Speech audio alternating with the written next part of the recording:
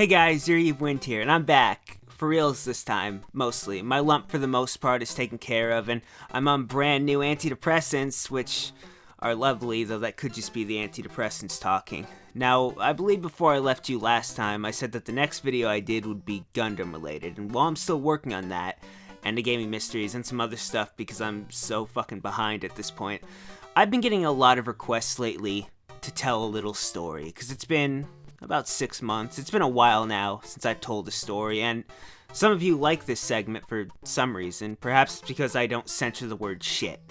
I don't know. But what I do know is that today on Bullshit Creepypasta Storytime, I'm going to tell you a story known only in myths of legends of stories told before it. And that's Super Mario Bros. 3, Transfer. Not even the transfer, just transfer. This is serious. Now it's time to read from both the first and the third perspective. Back in the day, I was a fan of the old school Nintendo games, such as Contra, Super Mario Bros., and Life Force. Really expansive library you have there. I played the games constantly, but as we all do, I grew up to do better things other than play video games.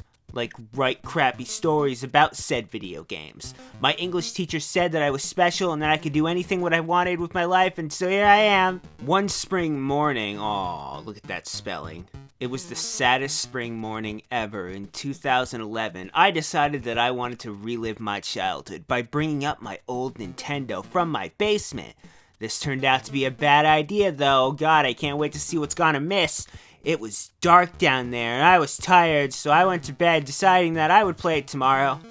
Jesus Christ, I think someone has a defeatist attitude and has also never heard of flashlights or coffee, evidently. Those can fix 2 problems. I woke up the next morning and want to find nearly a foot of water in the basement. Wait, no you didn't want that, you went to find it. Fixed it.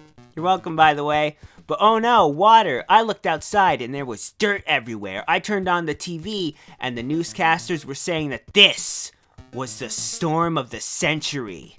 Oh my god! Rain had poured down all night.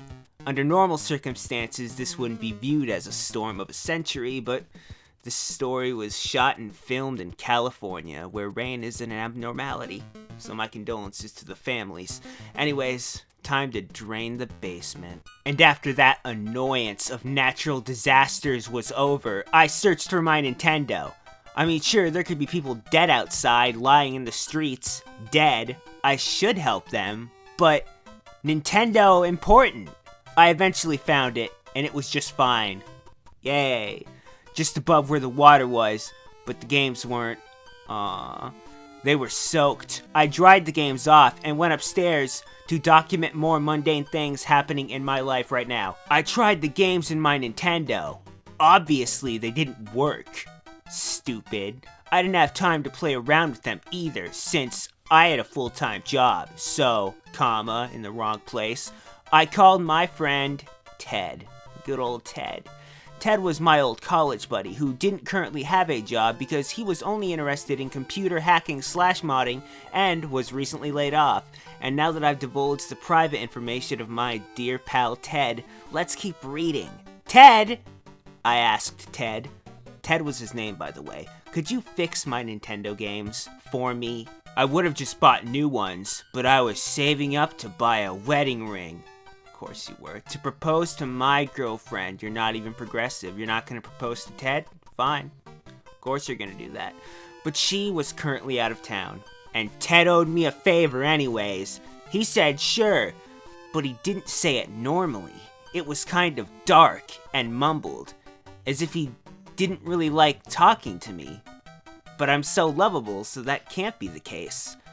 I hung up the phone. I'm so lovable. On the way to work, I dropped by Ted's. He opened the door with colorless eyes and a flushed face. That's probably normal, I said, or thought, inside my head. But I asked him if he was okay, and he answered with the explanation that he was working on some big project all night to get this high-paying job that he recently showed me. Now, if he had actually recently showed him, I'm not sure why this section of the story was necessary, but then again, I'm not an author. So I gave him the box of games. That included Super Mario Bros. 1 and 3, Contra, Life Force, Jaws, and a few others. You know, all the classics. Also, great move on dumping all these broken games on your obviously exhausted friend, you son of a bitch. Later in the story, when you're inevitably turned into a doll, you have asked for it. But old Ted said he'd have the games done by tomorrow, and he started to turn around and close the door, but before the door was closed all the way, I could have sworn I saw him smirk on the right side of his face. But I ignored it and went to work, because if I took notice, then later on when weird shit started to happen, I'd figure it out instantly, thus making me seem smart, and that's not how these stories work, god damn it. I picked them up the next day. As he gave the box to me, I said thanks for the work.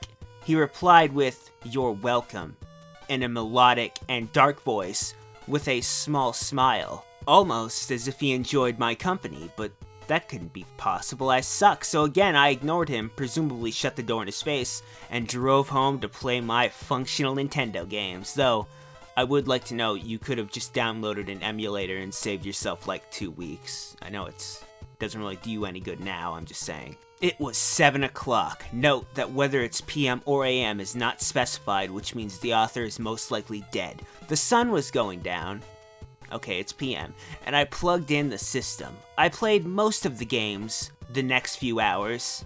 That's not a sentence. Rolling in my old childhood nostalgia, both figuratively and literally at some point during the night. They played perfectly, except for the occasional blue screen coming from the bad pin connection in my non-top-loader Nintendo. You like the technical information that's randomly inserted here? Good. I'll go back to being a moron now. They were as fun now as they were back then, but it was around midnight when I started to get tired. Again with this tired thing. He checked the rest of the games. All 5-ish of them. But he checked to see if there were any of them that he missed. Yes, how could he have missed Super Mario Bros. 3? How? Frankly, I'm surprised he was able to keep going on with the story despite the dire circumstances. Truly, this man is a trooper. I pushed the game into the Nintendo. The game started up almost as if it was a video game. The curtains revealing the logo opening, and instead of a happy yellowish background, it was all black. There was a blunt sound effects for each time you pressed a button instead of the quote, bling, you know, all of which without background music. God, the horror. The Koopas on the ground were red-skinned and black-shelled. Mario and Luigi were the same colors. Life is all flipsy-turny and upside down, and it doesn't make sense anymore, and I want to go home. I pushed start and one-player mode, and I could have sworn yet again with my swarning that right before the screen revealing the first world appeared, Bowser's face appeared on World 1. It wasn't the same. Actually, it looked like World 8. You know, if we're going to get technical again. The first level was named You.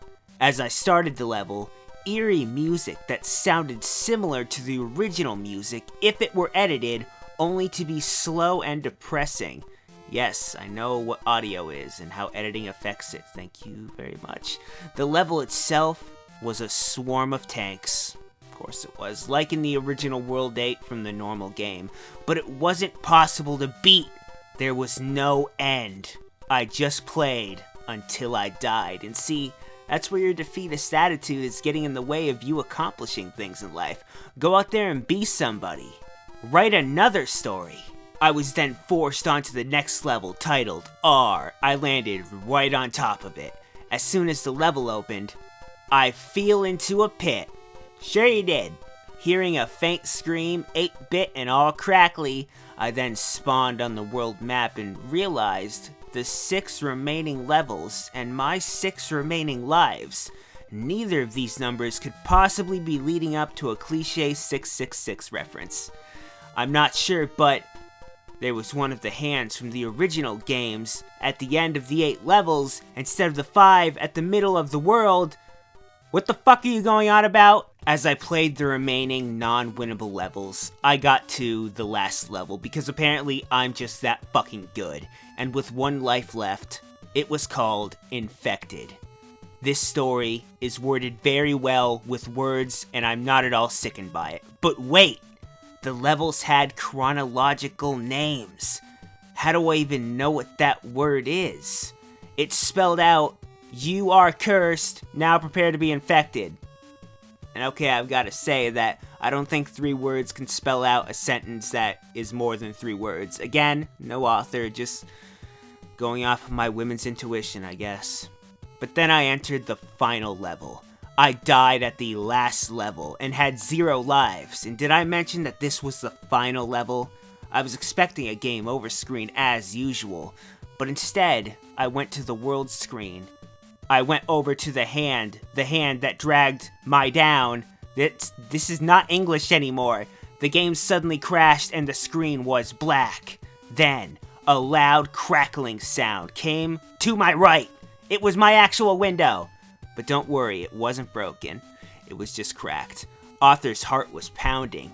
That window got the crack kicked out of it. So the only logical solution is he raced for the door. The window may be screwed, but I'm sure this giant doorway to imminent death will be safe. Luckily though, the door slammed shut, so he wasn't able to get out. Boo-hoo. The lights suddenly went out. Only the cracked moon in the parentheses from the window. No, really? But only that shone in the room. The door rattled with something unexplained, I don't know. My head was shaking, I couldn't take it, I collapsed, unconscious, somehow still writing this story though. Fuck, I'm good. I awoke on the floor the next morning. The door was on the floor as well. The hinges had bent off too. It was apparently a really crazy fucking night. My girlfriend rushed into the room and asked what had happened and what the hell are you even doing here? You're out of town, as said earlier in the story. That's the opposite of being here, but she asked what happened and if I was alright. I said, later, and immediately rushed off to see Ted. 2 weeks later, his girlfriend would leave him for a man that doesn't write stupid stories for a living. But back to Ted. What the hell was his problem? That caps lock game. Why caps lock? That's I don't have a good caps lock voice. I'm sorry, but why did he have to do this? I reached his house and noticed that it was surrounded with police. Well, son of a bitch, Ted. I got there just in time to see the paramedics bringing a stretcher out of the house. I went up to the stretcher to see a broken, abused version of Ted. Which is nice, because that's the rare version and I want him. There was a wicked, sick, rad, messed up burn mark on his right hand. And he said one thing. He said, it was transferred successfully. And then he died right there. I was so confused. Tell me about it, man, I am too. As I started to walk off, I felt a painful jolt. I looked at my right hand. There was the pentagram, the mark of the devil, and I'm gonna go ahead and count that as a 666 reference. I looked up slowly and smiled. I then started for home. Pretty fucking chipper way to end the story considering someone just died. I mean the devil's included. I mean, the end is what I meant to say there.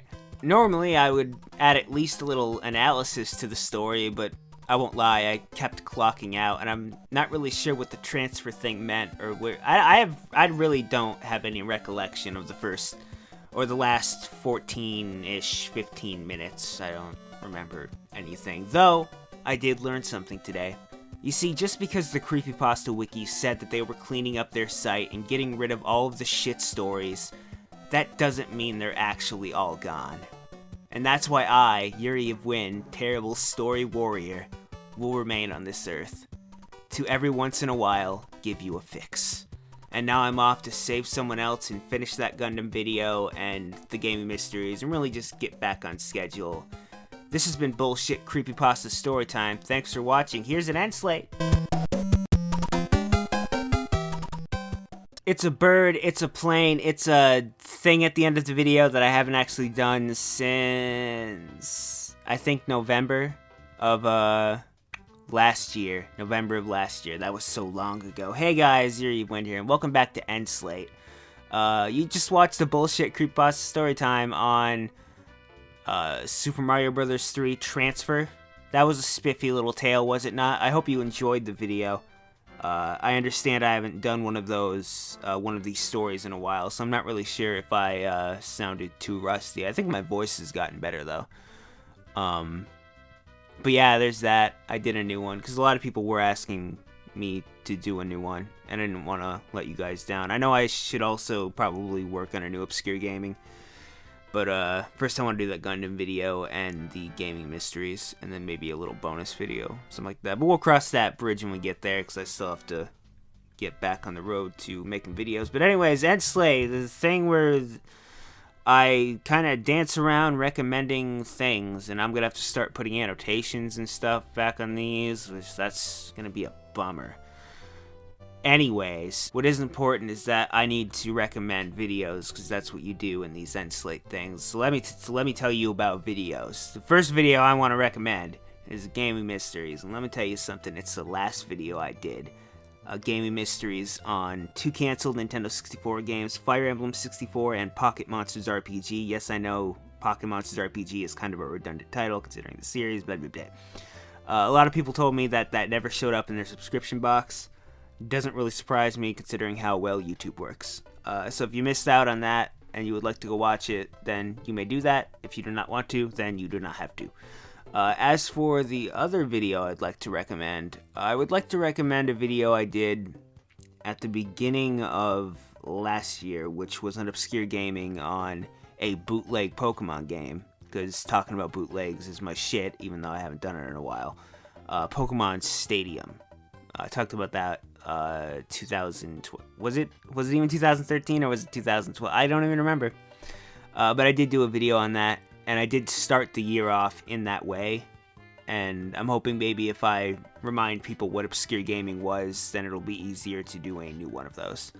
But that's pretty much it for Enslate. I've said my piece. It's nice to be back. Video uploads maybe a little spotty for the rest of March, but I aim at having a couple things up. I think on Google Plus I actually said I have 2 videos planned for this week. That worked out real fucking well. But I'm gonna try my best at making things normal again, because it's been weird being so fucking out of it for like the last almost 3 months now. So it'll be nice for things to get back to normal, and for me to be able to do something I do love, which is making videos. As long as you guys will have me, of course. And so until next... Oh, and if you want to subscribe, you can do that. I'd appreciate it, of course, but I'm not going to force it upon you. You're a person just like me, I'm going to treat you as such. But until next time, my good, patient people, thanks again for being patient. I'm Yuriofwind. This was a bullshit Creepyasta Storytime. This was an end slate for that video. And I will see you next time.